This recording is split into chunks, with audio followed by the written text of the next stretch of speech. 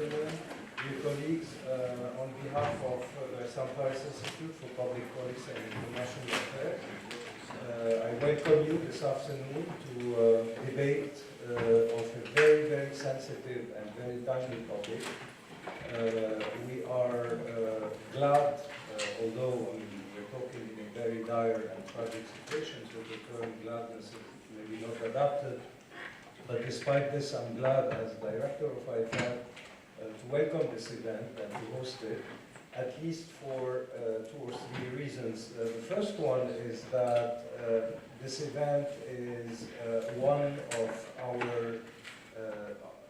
result or a result of our constant willingness and constant strive to work with other departments and other units at AUB. So we are very happy that this event is led and organized by the Nature Conservation Center, and thanks to the efforts of Antoine here. Also with the Faculty of Medicine, represented by you, Doctor. And so it is exactly what we are seeking to do at IFI, namely to approach things that are by definition cross-disciplinary or transdisciplinary with our partners on the campus. So we are trying to work, of course, let's say by instinct with the Department of Political Science, of Economics, but also with Public Health, with the Faculty of Medicine, and with all others in order to convey the knowledge and the expertise that is done at AUB, and that is, for me at least, unequaled and really very high level, and translate it into policy and into policy information and policy debate towards the wider public. So this is why I'm glad to host this event. The second reason, it's less joyful, but it's also because we have this week at the AUB, or the week after, next week, Palestine Week, that is aimed to shed a light on the terrible tragedy and let's say historical crime that is taking place in Gaza. And now it was a coincidence, I think, Antoine, but this event falls really in parallel and in the wake or at the eve of this Palestine Week. So I'm happy also that we are sharing the activities of this week. IFI will have its proper events on this Palestine Week. Tomorrow we have a very interesting event. If you are interested on the International Court of Justice and the international justice regarding Palestine or the lack thereof justice regarding Palestine, we'll also have other events. So I'm glad also that we are taking our share of this, let's say, of this information campaign and this mobilization campaign and this solidarity campaign, which is for us very important. To come back to the topic of today, what's happening in Gaza is unbearable, is really terrible to support, I mean to see and to witness, but it's not restricted to Gaza. Of course, the main, let's say, crime is taking place in Gaza, but what's happening also in the south of Lebanon is not really not least, I mean, not less than what's happening in Gaza, and this is what we are going to talk today about. The crimes are against human beings, they are against the city. There was a very, very interesting article 2 days ago in Le Monde, for those of you who read French, on a new concept that is urbanicide, meaning how to kill a city, and Gaza is today really under the rubble. In Lebanon, probably in the south, you have something called maybe ecocide or ecological side, I don't know what you call it, but killing nature. And this venture of killing nature is undertaken today by Israel with a very heavy use of something that is forbidden by international law and by the law of war, which is the white phosphorus. And this is why also this report is important. It's timely, it's sensitive, it's very technical also. And without further ado, I will give the floor to the debaters here to shed a light on that. But this is to say that we try here at IFI to be really hands-on on the issues that unfold in real time. Some of them are forward-looking and promising. Some of them are tragic, and this is, I think, the latter is what applies for today's panel. And I wish you good luck, and thank you for enlightening us. Thank you. Thank you, Dr. Bahout, and thank you everyone for being here today at this roundtable about white phosphorus. It's very important to talk about white phosphorus in itself today because it has such a profound and lasting impact on people at socioeconomic, health, their life, also agricultural, environmental. So it's very important to talk about this ammunition in particular. And there was proof very early on in this ongoing conflict that there was the use of white phosphorus in South Lebanon, as in Gaza, I guess also. And I know that there will be a lot of figures, but one that I would like to share with you, it comes from the National Council of Scientific Research. We know that at least we estimate that there's nearly 800 hectares of land also already lost by fire, forests and fields alike.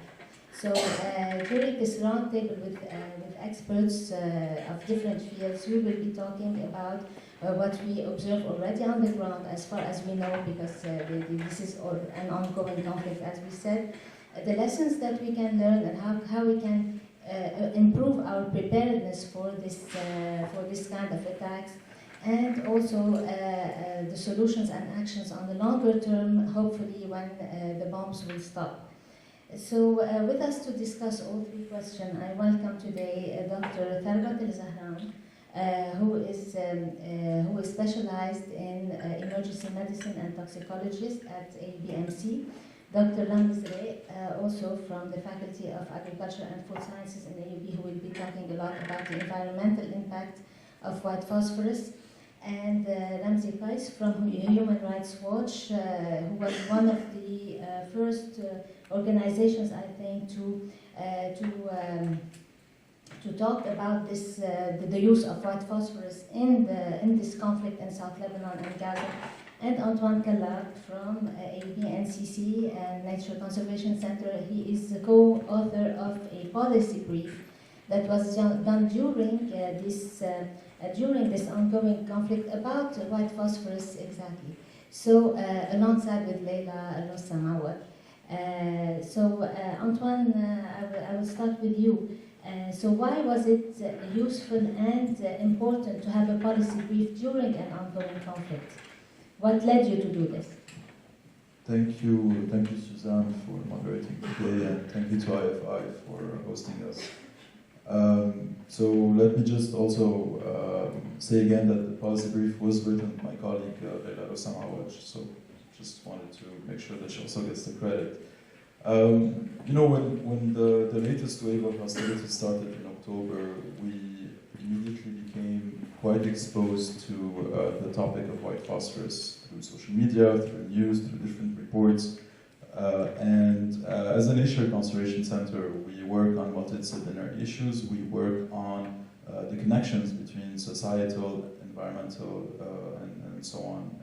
So it was very important for us to try and look from an evidence-based perspective how to frame this conversation. We started by investigating what is known and not known about white phosphorus, and one of the first things we came to realize is that actually white phosphorus is not completely illegal, banned by international law, which I'm sure Ramzi will be able to explain a bit more how the legalities surrounding the use. And so we wanted to shape an evidence-based discourse because, again, at NCC we believe that any topic related to nature conservation has to take into account the different socioeconomic factors. So we authored the brief called the Socio-Environmental Impact of White Phosphorus. We also published with it some policy recommendations because during our research we identified at least five instances from 1982 until the current days where Israeli armed forces have employed this weapon. So it became clear that the use of white phosphorus is systematic, but more importantly, could be even expected in future confrontations. And so we thought that the government should have set policies and set mechanisms to deal with this weapon. Moreover, this particular type of ammunition has with it different ramifications, and unlike other ammunitions that have more specific range of impact, white phosphorus stays in the soil. It can have a visible and invisible impact on human health, as Dr. Zahran will also elaborate. And so having a set of policies goes alongside the idea of disaster risk reduction and being more prepared and more educated about this specific threat. Another aspect of it is that because of the characteristics of white phosphorus, which are very similar, if not identical, to incendiary weapons, it's important to frame the conversation and understand that there is a specific agenda behind the use of white phosphorus. As Dr. Bahout mentioned, we can refer to it as an ecocide, but it is clear that this is being used, as you can see in this map, alongside the border and not in a very specific, specific location. So you can see that the aim of the use falls within the use of white phosphorus is one of the tools that is being employed alongside the entire conflict. And again, its incendiary effect are here specifically to damage the environment, to cause forest fires, to threaten agricultural production, and of course all the different ramifications that come with it. Maybe I'll leave it there and.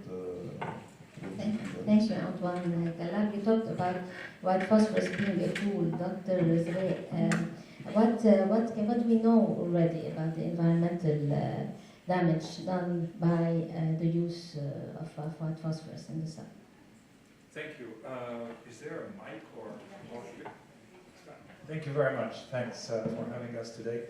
Well, very little is known, effectively, about it. However, we're able to gather some information and some data, either from primary or secondary sources related to white phosphorus.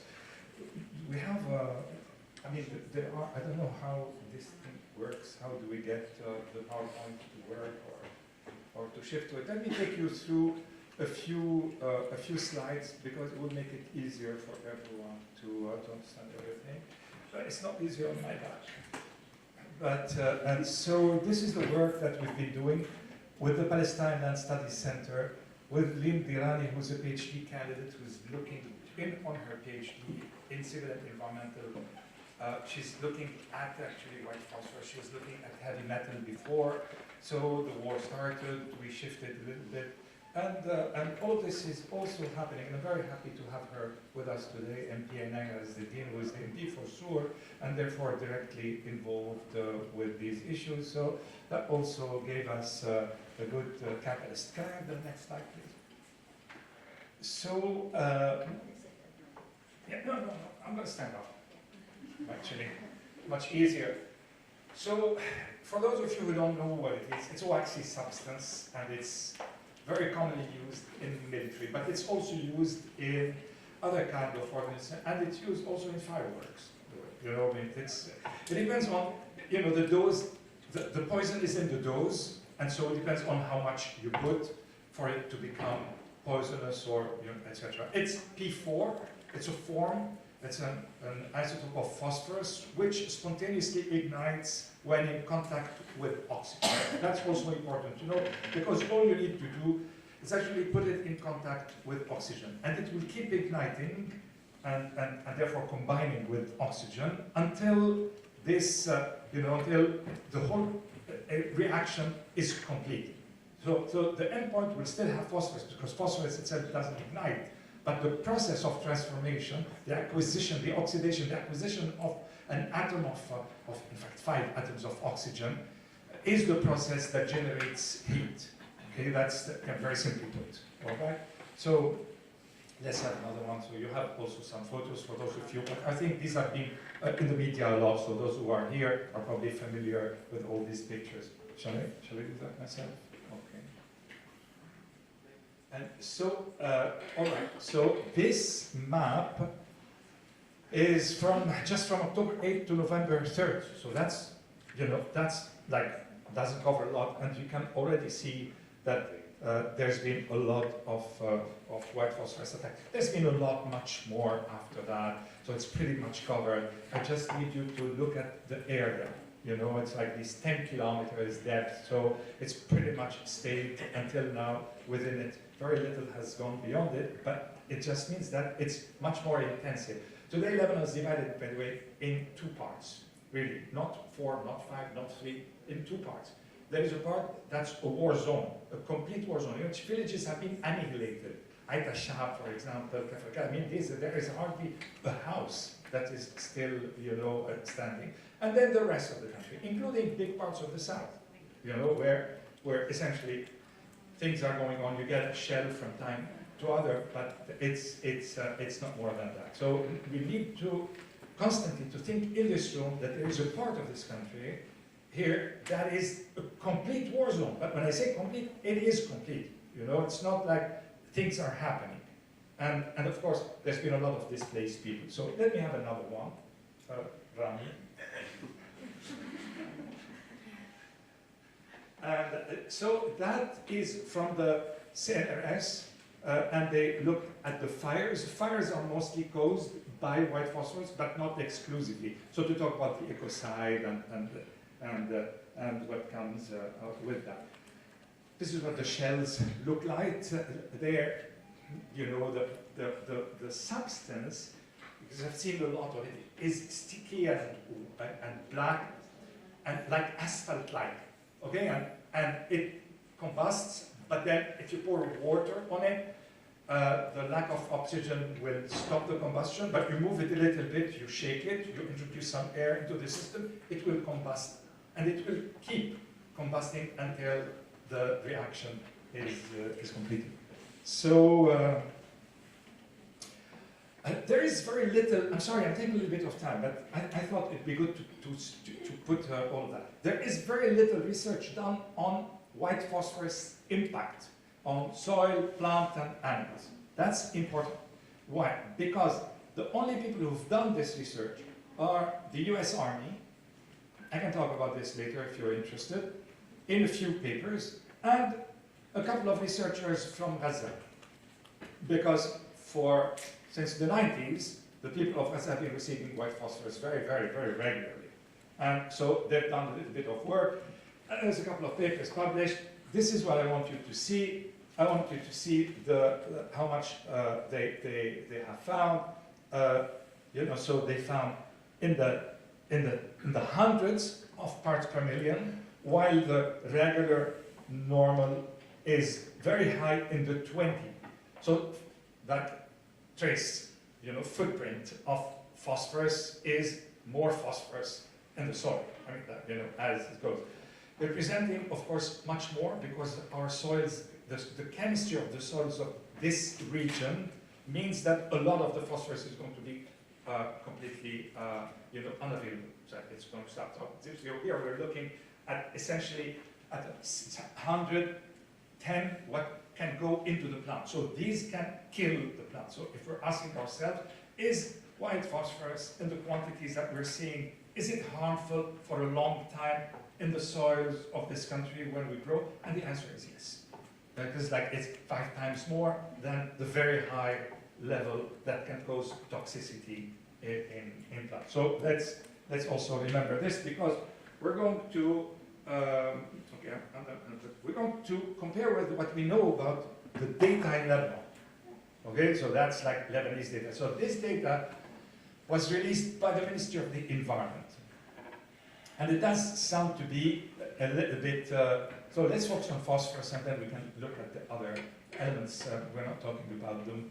But let's see a little bit. We have above 100, 500, 800, and we have an outlier which is 1,000 times more. So I can't really answer that. This is the data that we have. And that's to tell you that in order to be able to actually assess a chemical concentrations and their toxicity, you need a lot of data, not one data point. Okay, because over 1, 2, 3, 4, 5 data points, you can have a lot of variability. Sometimes they're just due to sampling errors, sometimes they're, okay. So we're still at the beginning of this, and so is the ministry. So our data, and that's the first time we share it, is actually is very consistent and coherent with what was found in Gaza. Very super consistent and coherent. And even the distant samples, quote unquote distance, so I'm not going to take you through the exact distances, but distant samples have a high concentration. Why is that? It's because phosphoric acid, and now I'm going to refer to Dr. Thawrat, moves in clouds and burns plants and then burns upper respiratory tracts, and but this is something we're going to be talking about. So it's not only in the point of impact, it's wherever the cloud has been able to move, deposit, burn plants, and deposit inside the soil. So those are from bombing sites. And this is, yes, these are from bombing sites, and these are the sites, incidentally. Okay, so these are the sites, and so 1, 2, 3, 4, 5, 6, 7, 8 sites we're working on, all in the Jour area, in the Nahura area, because this is the first area that was really hit. We're looking also towards the east. I mean, these are details of research that are beyond the scope of today's talk. So I'm going to stop here. Thank you very much for your patience. Thank you. It's very interesting data. Thank you for sharing this with us. Dr. Zahran, this is the environmental impact, but there's also an impact on health for people who are in contact with this material. So what can you say about that? Suzanne, IFI. So I'm going to touch base on the clinical effect. I'll walk you through a few slides just to get an overview, mainly on the pathophysiology and hence understand better the clinical effects.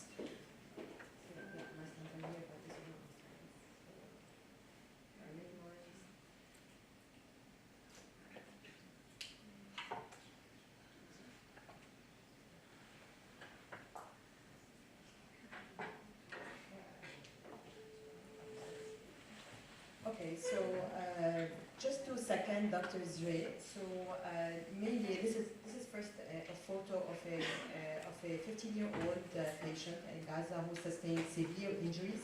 As you can see, they are deep, they are necrotic, and to second what Dr.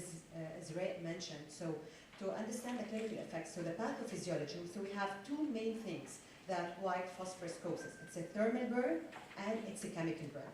So how does it cause a chemical burn? It oxidizes an air and then releases phosphoric pentoxide. And then when in contact with water or any surface with water, then you have the phosphoric acid, which is a corrosive. And it does lead to chemical injury that are very deep and necrotic injury. So that's the chemical part of the burn. Now, it also causes a thermal burn because at a temperature of 34 degrees only, it can ignite, it can start burning, and eventually you will have the thermal burn and all the second, third degree burn that come with it. So that's really how it does work, as a thermal and a chemical burn. So when it comes in contact with the skin, it does penetrate very deep, it's highly lipid soluble, and hence you can have a very delayed wound healing as a result of the burns that the patient can sustain. It does affect multiple body systems. Just to go briefly, the ocular system, the eyes, the patient will immediately start feeling of an eye itching, a photophobia, tearing. Sometimes the injury will be severe. They can have more deeper injuries into the cornea, the surface of the eye, or even deeper injuries as well, resulting in an eye damage. As far as for the skin, the patient, the casualties will experience a very severe, painful, necrotic injuries, and this can start from minutes to hours. The burns could be as bad as a third deep degree burn. You can see in the photo here. And these are from published data. You can see in the first photo this an 18-year-old after an attack with an incendiary shell that had white phosphorus. You can see the full thickness burn. Inside them, they are deep, necrotic, greenish, sort of, and this is the recovery, and we're talking the second photo after 16 months, and resulting in really deep scars. So we talked the effects on the eye, the effects on the skin. As far as for the effect on the respiratory system, when the patient inhale, they will start having all the irritative effects. They will start having sneezing, they will start having coughing. There could be also injury that could be delayed, which is what we refer to as chemical pneumonitis, and this could happen later and it's also difficult to recover from and irritating. If you get deep burns and good systemic toxicity from phosphorus, you can have effects on the heart with arrhythmias and abnormal heart rhythm, not to bore you through the details, but effects on the heart, if you absorb enough, could also occur. You can have also effects on the kidney or effects on the liver as well, which could be delayed and they can show after a couple of days. But this is not any like mild exposure, we're talking about significant exposure, as well as effects on the central nervous system resulting in an encephalopathy, seizures as well, and severe effects and headache, confusion symptoms. So this is as far as really for the clinical effect part due to the chemical and the thermal burn and the effect on all the body systems. Want me to touch base on the management or later? Yeah? Okay. This means there's a special treatment that has to be done for this. These are not usual effects, are they? So these are all the effects that come with a corrosive, with an irritant agent, and there definitely needs to be a different management, whether an approach when the EMS, the responders, the healthcare physicians are responding, they need to have a proper protective equipment, which I refer to as the PPE, and hence the protocol will be different because safety will be very important first. And second, the proper decontamination prior to taking care of starting the treatment, how to decon the patient, and how to deal with all the other injuries, other effects on the eye, on the respiratory system, and the skin. Thank you so much, Dr. Zahran. Ramzi, guys, we have seen how bad the effects are on environment, on health. And those bombs were used in residential areas, in villages, and in life. They affect people's livelihoods. What does the international legislation say? Because most people would tell you it's white phosphorus is banned, while it is not actually in wars. So what can we say exactly on what about the white phosphorus in the international legislation, and what does it say when it's used against civilians? Thank you. And yeah, this is a really good question. I think that there's been a lot of, especially since it's been heavily used since October, there's been a lot of misconceptions about white phosphorus, and we hear this kind of in the media, particularly in the Arabic media, where it says or whatnot. So white phosphorus itself, there are cases in which it can be legally used. Primarily this is in military contexts where, say, there are no civilians, or it's not a civilian area, say for example a battlefield, and the munition itself can be used for military purposes such as marking a certain site, signaling to troops, or obscuring movement of troops, because white phosphorus, what it does when it lands is it creates a smoke screen that prevents, let's say, the enemy troops from seeing what's behind that smoke screen. So there are cases in which it can be legally used. But white phosphorus, when it's used as a weapon, meaning it's used against a certain target or object or personnel, it's considered an incendiary weapon. Now, incendiary weapons themselves are not explicitly banned by international law, but customary international law provides that all parties to a state, all parties to a conflict, have an obligation to take all precautionary measures to avoid injury to civilians and loss of life. When white phosphorus is being used, like it's being used as we saw in South Lebanon and Gaza, in this method where it's airburst and it's delivered, what happens when essentially white phosphorus is airburst is that 116 felt wedges, which contain the phosphorus themselves, fall over an area that's spread between 125 to 250 kilometers. When it's spread over an area where there's civilians, where it's populated areas, these weapons are considered indiscriminate, or the attack is an indiscriminate attack, because you're not able to effectively, if you're using it as a weapon, to distinguish between combatants, which under international humanitarian law or the laws of war are lawful targets, and civilians and civilian objects, which the targeting of which is illegal. what we saw in Gaza in the early days of the war, I think around October 9 or between 9 and 11, was that it was being used in this method on populated areas. As human rights group have documented it in Lebanon, like Amnesty did, and also regarding an attack on the 11th of October on the town of Thawrat, white phosphorus was used over a populated area. There were clearly houses and towns in the village over which you could see the felt wedges dropping. To use it in such a way is a violation of international humanitarian law and is banned. And to do so in this method, to do an indiscriminate attack, either intentionally or recklessly, can rise to the level of a war crime and is banned under international humanitarian law. But the thing about white phosphorus and incendiary weapons is that there are a lot of loopholes in the international legislation itself that allow states to kind of claim that their use of white phosphorus is legal. So the use of air-delivered incendiary weapons. So when you're using white phosphorus through when it's delivered through the air as opposed to through ground launch attacks, is prohibited under the Convention on Conventional Weapons, particularly the Protocol 3, to which Israel is not a state party. And this protocol restricts some of the use of ground-launched attacks, but not all. And another loophole, and so this is a loophole where basically states could say, okay, actually we used it from the ground, from an artillery shell, so it's legal, regardless of whether the attack is indiscriminate and therefore actually not lawful.